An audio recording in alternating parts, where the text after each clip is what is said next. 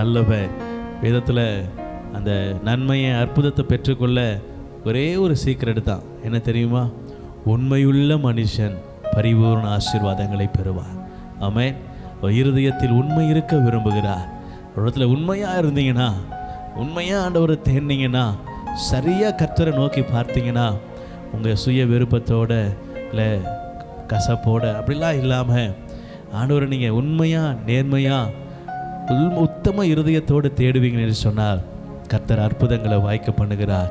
அல்லேலூயா. ஆமென். ஒரு சில வார்த்தைகளை அந்த நாளில் உங்களோடு கூட பகிர்ந்து கொள்ள விரும்புகிறேன். என்னோடு கூட நீங்கள் இந்த வார்த்தையை கவனிக்கும்படியாக உங்களை அன்போடு அழைக்கிறேன். கர்த்தர் நல்லவர். ஏசாயா எழுதின தீர்க்கதரிசன புத்தகம் 32ஆம் அதிகாரம் 18வது வசனம்.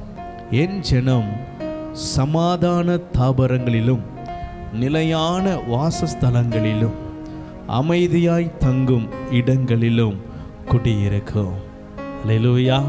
இங்கே ஆண்டவர் சொல்லுகிற வார்த்தைகளை நீங்கள் கவனிப்பீர்கள் என்று சொன்னால் கர்த்தர் கொடுக்கிற ஆசீர்வாதங்களை உங்கள் ஆவிக்குரிய கண்கள் பார்க்கும்.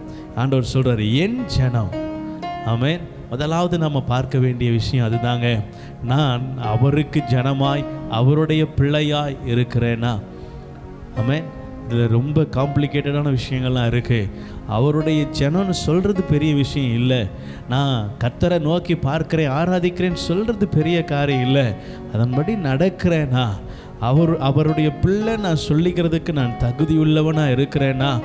நான் அவருடைய ஜனன்னு சொல்லுகிறதற்கு நான் பாத்திரவானாக இருக்கிறேனா?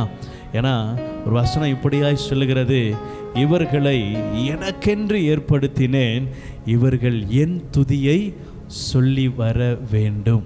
அல்லேலூயா. ஆண்டவர் ஏற்படுத்தின நோக்கம் என்ன? ஜனங்களை கர்த்தர் ஏற்படுத்தின திட்டம் என்ன? இவர்களை எனக்கென்று ஏற்படுத்தினேன். இவர்கள் என்னுடைய ஜனமாய் சிருஷ்டிக்கப்பட்டார்கள். எதற்காக சிருஷ்டிக்கப்பட்டார்கள்? என்னை துதிக்கும்படியாய், என்னை ஆராதிக்கும்படியாய், என் துதியை சொல்லி வரும்படியாய் நான் இவர்களை உருவாக்கினேன் என்று ஆண்டவர் சொல்லுகிறார். இப்போ சொல்லுங்க, என் ஜனம் அப்படின்னு சொல்றதுக்கு அர்த்தம் என்ன தெரியுமா? அவரை முற்றிலுமாய் சார்ந்து, அவரை முற்றிலுமாய் பிடித்து கொண்டு, அவரை மாத்திரம் நம்பி, அவர் சொல்லுகிற வார்த்தையின்படி தன்னுடைய வாழ்க்கையை நடத்துகிற உத்தம மார்க்கத்தார் கர்த்தருடைய ஜனம். ஆமென். அவரை ஓயாமல் துதிக்கிறவர்கள் கர்த்தருடைய ஜனம். ஞாயிறு ஆராதனையை அசட்டை பண்ணாதவர்கள் கர்த்தருடைய ஜனம். எந்த காரியத்திலும் கர்த்தருக்கு முதலிடம் கொடுக்கிறவர்கள் கர்த்தருடைய ஜனம். அவர் சொல்றார், என்னுடைய ஜனம் இப்படித்தான் இருக்கும். என் ஜனத்துடைய குவாலிஃபிகேஷன் இதுதான். அவர்கள் இப்படித்தான் இருப்பாங்க. எப்படி இருப்பாங்க? முதலாவது தேவனுடைய ராஜ்யம், முதலாவது தேவனுடைய காரியம், முதலாவது கர்த்தருக்குரிய காரியம், அப்புறம்தான் இந்த உலகத்துக்குரிய காரியம். இவர்கள் தான் தேவனுடைய ஜனம்.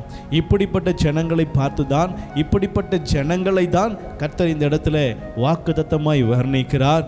என் ஜனம் சமாதான தாபரங்களில் என்ன செய்யுமா? நிலையான வாசஸ்தலங்களில். முதலாவது சமாதான தாபரம், சமாதானத்தை கொடுக்கிறார்.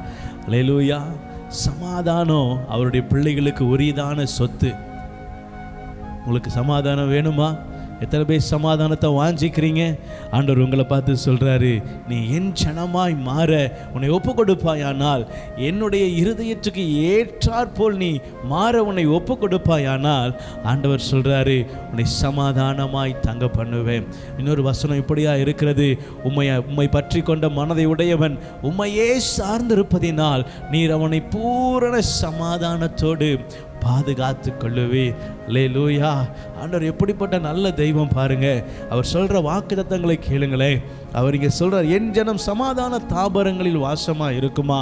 அந்த சமாதானம், அந்த சமாதானத்தின் பிள்ளைகள் யார் தெரியுமா? உம்மை அண்டி கொண்ட, உம்மையே பற்றி கொண்ட மனதை உடையவன், உம்மை நம்பியிருப்பதினால். அல்லேலூயா. பூரண சமாதானம். ஆண்டவர் சொல்றாரு, நான் கொடுக்கிற சமாதானம் பூரணமா இருக்கும். ஆனா என்னை பற்றி கொண்ட இருதயம், மனம் உன்னிடத்திலே காணப்பட வேண்டும். அவர்கள் தான் என்னுடைய ஜனம் என்று ஆண்டவர் சொல்லுகிறார். அல்லேலூயா.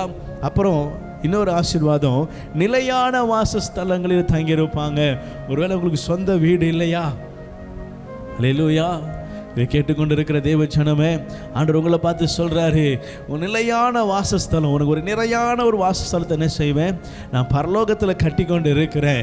ஒருவேளை இங்கே ஒரு நிலையான ஸ்தலத்திற்காக நீங்கள் வாஞ்சிக்கிறீங்க, தேடுறீங்க, இல்லை அதற்காக பிரயாசப்படுறீங்கன்னா கர்த்தர் உங்களை பார்த்து சொல்கிறாரு, என் ஜனத்துக்கு நிலையான வாசஸ்தலம் உண்டு.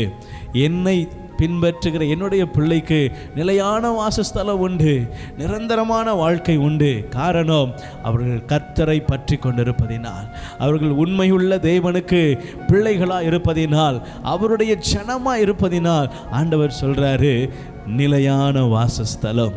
அல்லேலூயா. அது மட்டும் இல்லைங்க, கடைசியாக சொல்கிறாரு, அமைதியாய் தங்கும் இடங்களிலும் குடியிருப்பார்கள். அல்லேலூயா. கடைசியாக அமைதியாய் தங்குகிற வாசஸ்தலம்.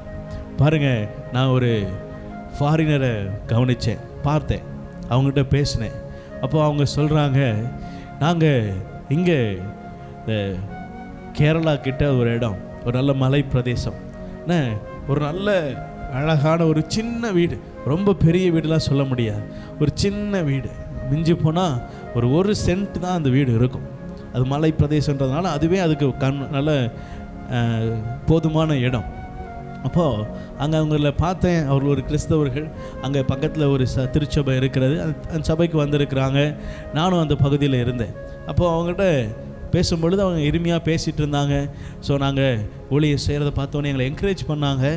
கொஞ்ச நேரம் கழித்து எங்கள் வீட்டுக்கு வாங்க அப்படின்னு சொல்லி கூப்பிட்டு போனாங்க. அப்போ நான் கேட்டேன், இந்த சின்ன வீட்டில் உங்களுக்கு பிள்ளைங்க யாரும் இல்லையா, தனியாக இருக்கிறீங்களே அப்படின்னா, எல்லாம் இருக்கிறாங்க, கர்த்தர் எங்களை நிம்மதியாய் தங்க பண்ணியிருக்கிறார் அப்படின்னு சொன்னாங்க. நாங்கள் அமைதியாக நிம்மதியாக தங்கி சந்தோஷமாக இருக்கிறோம் அப்படின்னு சொன்னாங்க. எப்படி அப்படி சொல்கிறீங்க, பிள்ளைகளோடு இருந்தால் தானே சந்தோஷம் சமாதானம் அப்படின்னா, ஃபாரினர்ஸோடைய இருதயம்லாம் வேறு.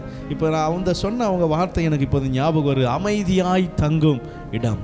பாருங்கள், நல்ல அமைதியான ஒரு இடம், எந்த வித சத்தமும் இல்லாமல் சலசலப்பும் இல்லாமல் அமைதியாய் தங்குகிற ஒரு நல்ல இடத்துல அமைதியாக அந்த ஃபாரினர்ஸ் வாழ்ந்து வராங்க. அது ஒரு நல்ல பீஸ்ஃபுல்லான இடம். காலையில் சன்ரைஸு, அப்புறம் நல்ல குளிர்ச்சியான பகுதி. ஆமாம், அப்பப்போ மழை பெய்யும், அப்பப்போ கிளைமேட் மாறும், அப்பப்போ நல்ல காரியங்கள் நடக்கும். பாருங்கள், அதை அவங்க அனுபவித்து அமைதியாய் தங்கி இருக்கிற இடம். அல்லேலூயா. ஆமென். ஆண்டவர் சொல்கிறாரு, உங்கள் இருதயத்தை அப்படியாய் நான் அமைதியாய் தங்க பண்ணுவேன். அந்த ஆசீர்வாதம் யாருக்கு? அவருடைய ஜனங்களுக்கு. அல்லேலூயா. நீங்கள் அவருடைய ஜனமாக இருக்கிறீங்களா?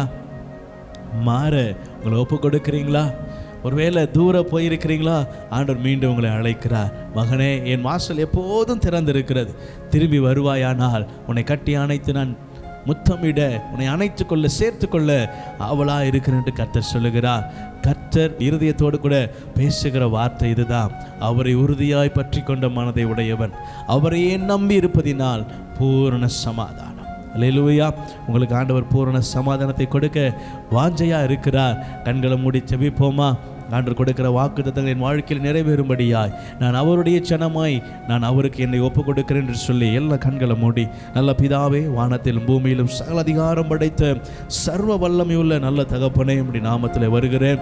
என் ஜனம் சமாதான தாபரங்களிலும் நிலையான வாசஸ்தலங்களிலும் அமைதியாய் தங்கும் இடங்களிலும் தங்கி இருக்கும் என்று சொல்லி கொடுத்த வாக்குத்தத்தத்துக்காய் ஸ்தோத்திரம். ஆண்டவரே, இந்த வசனத்தை பிடித்து கொண்டு செபிக்கிற ஒவ்வொரு பிள்ளைகளையும் உடைய கரத்தில் கொடுக்கிறேன்.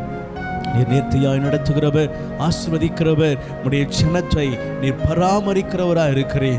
அப்பா, உங்கள் பிள்ளைகள் மீது உடைய கரம் எப்போதும் இருக்கிறது. உங்கள் புயம் பலத்த கரம் உடைய பிள்ளைகளை ஆசீர்வதிக்கட்டும், உயர்த்தட்டும், மேன்மைப்படுத்தட்டும். ஆண்டவரே, உண்மையாய் நோக்கி பார்க்கிற ஒவ்வொரு இருதயத்துக்காக ஜெபிக்கிறேன். ஆண்டவரே, உண்மையுள்ள இருதயத்தில் உடைய வசனம் ஆண்டவரே போய் நிறைவேறும்படியாய் ஜெபிக்கிறேன். உடைய வாக்குத்தத்தம் நிறைவேறும்படியாய் ஜெபிக்கிறேன். உம்மை சார்ந்திருக்கிற பிள்ளைகளுடைய வாழ்க்கையில் விடுதலை உண்டாகும்படியாய் ஜெபிக்கிறேன். முழுமையுமாய் உம்மை சார்ந்து கொள்ள ஒப்பு கொடுக்கிற ஒவ்வொருவரையும் கரந்தூக்கி எடுப்பீராக, கைப்பிடித்து தூக்குவீராக, அணைத்துக் கொள்வீராக, மீண்டும் ராஜ்யத்தில் சேர்த்துக் கொள்வீராக. சுகம், பலன், ஆரோக்கியம் ஒவ்வொருவரையும் சூழ்ந்து கொள்ளட்டும். அப்பா, எல்லா பொல்லாத கிரியிலிருந்து விடுதலை உண்டாகும்படியாய் ஜெபிக்கிறேன். ஆண்டவரே, பலவீனப்பட்டவர்களுக்காய் ஜெபிக்கிறேன். இயேசுவின் நாமத்திலே சுகம் உண்டாவது அப்படி வார்த்தையை அனுப்புகிறேன். சமாதான தாபரம் ஆண்டவரே, நீ சமாதானத்தின் தேவன். உம்முடைய பிள்ளைகளுடைய வாழ்க்கையில சமாதானத்தை கொடுங்க. வியாதியை ஆண்டவரே, கவலையை, கண்ணீரை, துக்கங்களை, முடிந்த ஆவியை இயேசுவின் நாமத்தில் அகற்றுகிறேன். உற்சாகத்தின் ஆவி நிரப்புவதாக இயேசு கிறிஸ்துவின் நாமத்தில் ஆசீர்வதித்து ஜெபிக்கிறேன் நல்ல பிதாவே. ஆமென், ஆமென், ஆமென். ஹல்லேலூயா. கர்த்தர் உங்களை ஆசீர்வதிப்பார். தொடர்ந்து கர்த்தரை சார்ந்து கொள்ளுங்க. கர்த்தருடைய ஜனமா இருங்க. அவர் உங்களை நடத்துவார். ஆமென்.